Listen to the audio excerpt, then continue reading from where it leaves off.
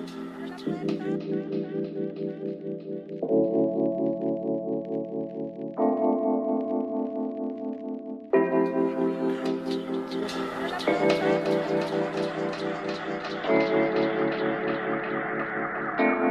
and welcome back to the YouTube channel. If you are returning, I appreciate you so much. Welcome, welcome, welcome. And if this is your first time joining us, hi, welcome to Soulful Soothe. This is a place where you can come and soothe the soul. So today we are continuing the Astrology 101 series, where I take you through all of the bare bones basics that you'll need to carry on a conversation, an educated conversation about astrology that goes a little bit further than pop astrology. What do I mean when I say pop astrology? I mean when we get on TikTok, or if you go on my IG right now, you'll see a bunch of reels that are like, oh, if you are a blah blah blah, you might do da da da. Pop astrology, when we say silly things like, oh, a Taurus is always eating, like, yes, people take it very tongue-in-cheek, very flippantly, but there's some truth behind it. And so that's what this series is aiming to educate people on, is where do we get this seemingly frivolous information, these stereotypes that we have about the zodiac signs. So before I get into it, I did want to cite my primary source for this series. It is The Only Astrology Book You'll Ever Need by Joanna Martine Woolfolk. And at the very end of this video, I am going to give you an update on how you can get your hands on a copy of this book in person soon. In today's video, we will be covering the planet of Jupiter. So just for a little structure for the video, I'm going to first talk about the planet, some of the scientific facts about the planet, things that we know that NASA has told us from their hands-on experience and their years and years of studying the physical plant. I'm looking at all the plants around me, planet. And then we'll get into some of the more metaphysical or spiritual astrological associations that we have with this one specific planet of Jupiter. If you see me looking down throughout this video, it's because I'm referencing my notes and the book that I said that I was going to, sorry y'all, before I start, like literally right before I started this video, I freaking chipped my nail.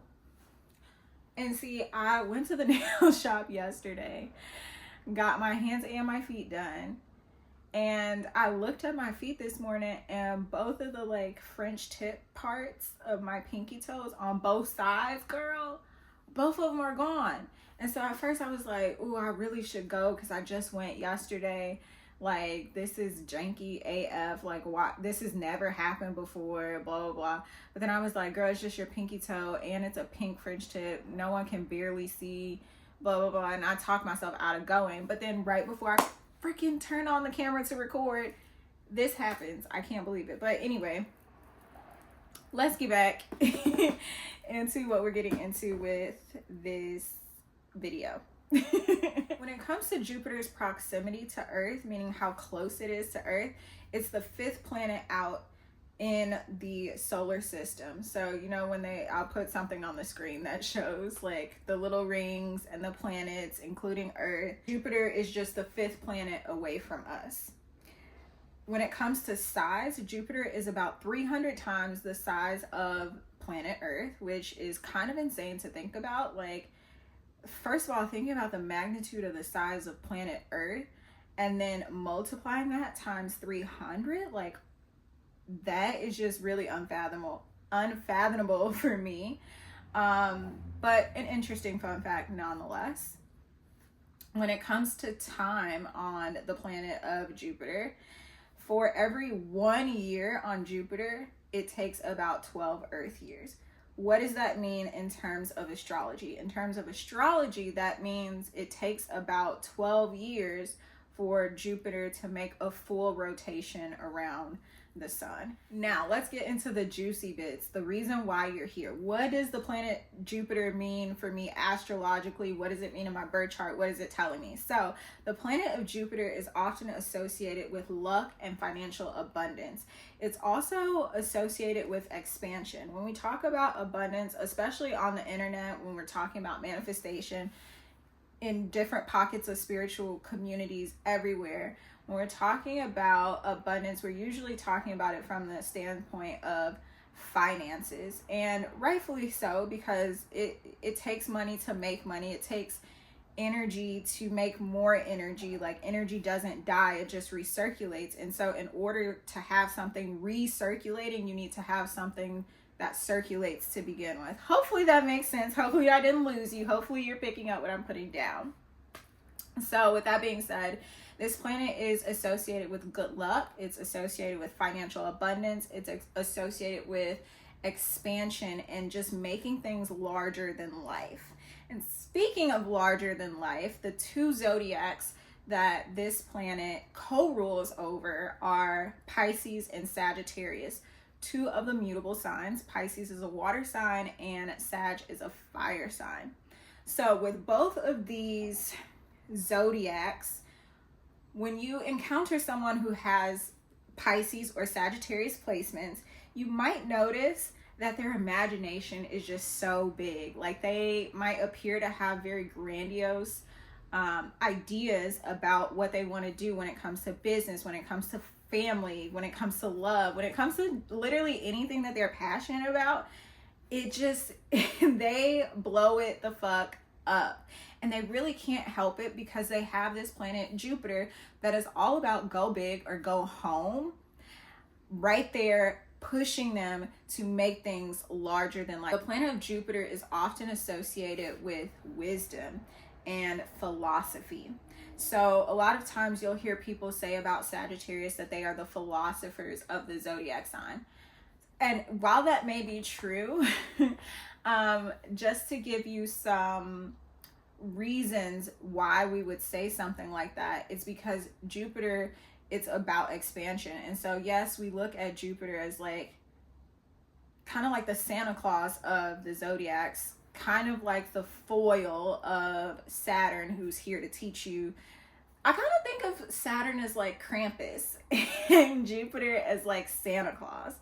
If you're not familiar with Krampus, Krampus is like this German folklore that says basically it's like Santa's cousin, but he's evil, and if kids are bad, he will spank them and take them to hell with him. It's a whole thing, look it up. But you know, if you know the stories of Santa and Krampus, then you'll know it, like, it'll click. But some of the other positive associations of Jupiter when it comes to Pisces and Sag placements specifically is that they can be extremely funny, extremely optimistic. They love thinking about things on the brighter side. And it's so funny because literally the sun is coming out right now. So being around a Pisces or a Sag, specifically sun, moon, rising, and I might venture off and say Mercury as well, maybe Venus too. They're going to make sure that you see the brighter side of things. They're also going to make sure that even though you might be going through a sticky situation, like, you're making the best of it and you're having jokes, because at the end of it, like, you're going to have a bomb ass story to tell.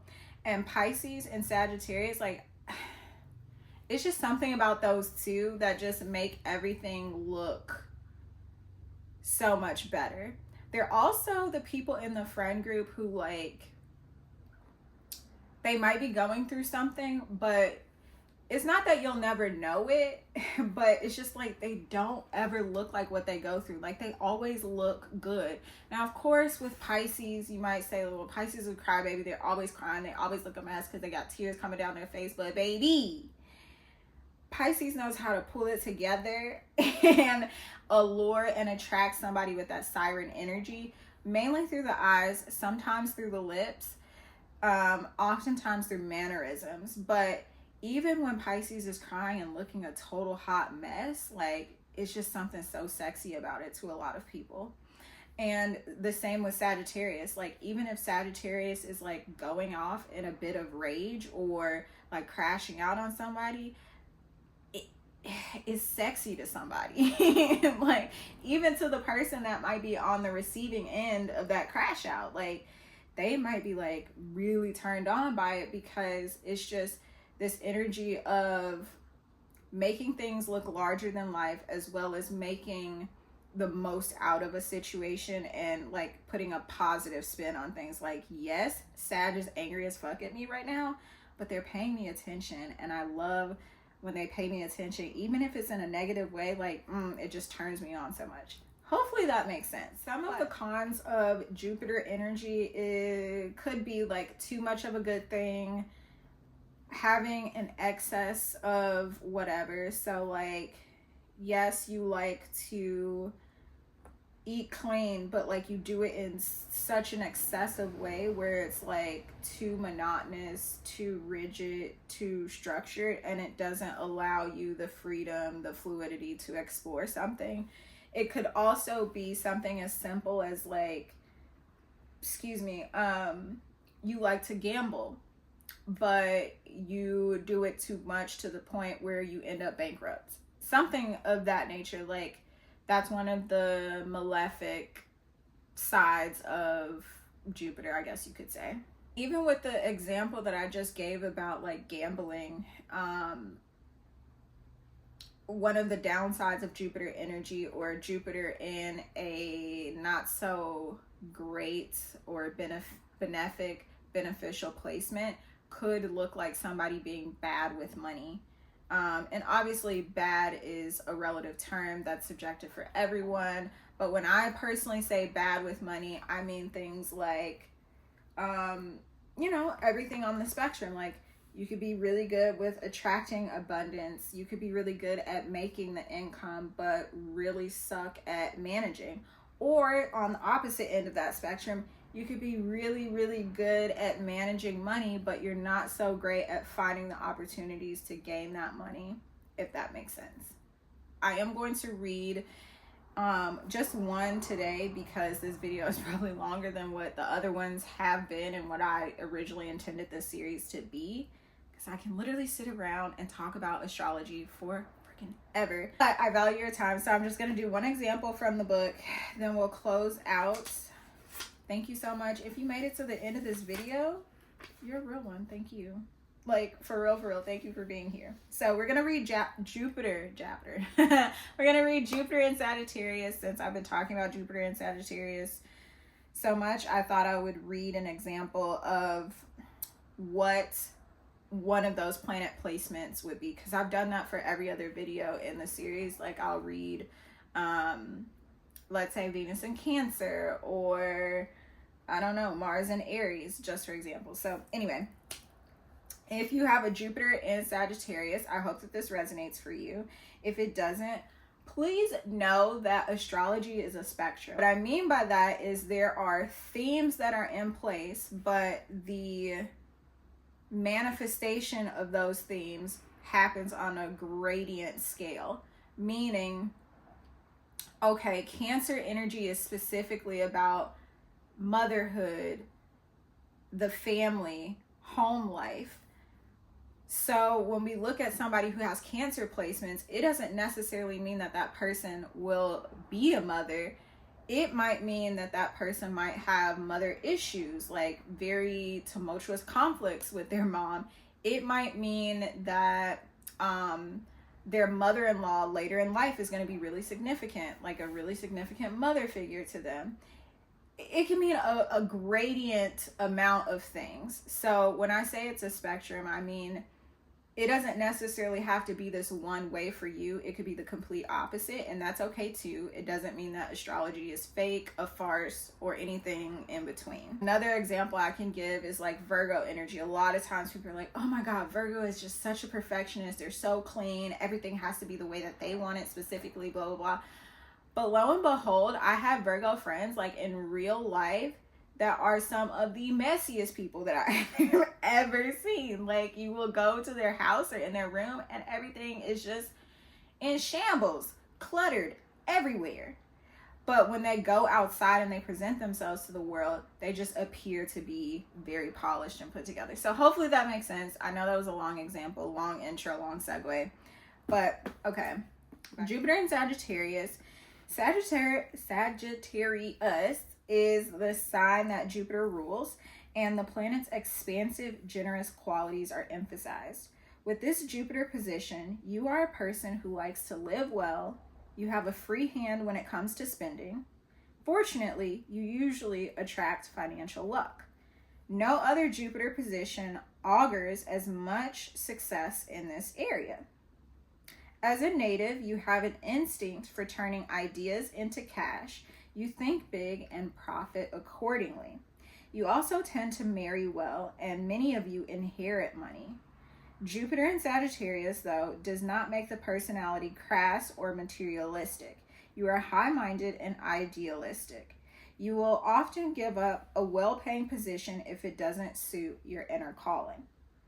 Gifted with great intellectual capacity, you are drawn to professions in law, government, diplomacy, and the world of literature and philosophy. Your luckiest times of the year are when the sun is in the signs of Aries, Leo, and Sagittarius. So, moon babes, I hope that this video has been informative for you. If you have any questions at all, if you want me to go deeper into these explanations in these videos, please let me know. Not for this series, obviously, because like I said, this series is strictly basic, bare bones 101. But if y'all ever wanted me to do a 201, like where we go a little bit deeper, talk about things like sidereal astrology versus Vedic, depending on who you ask,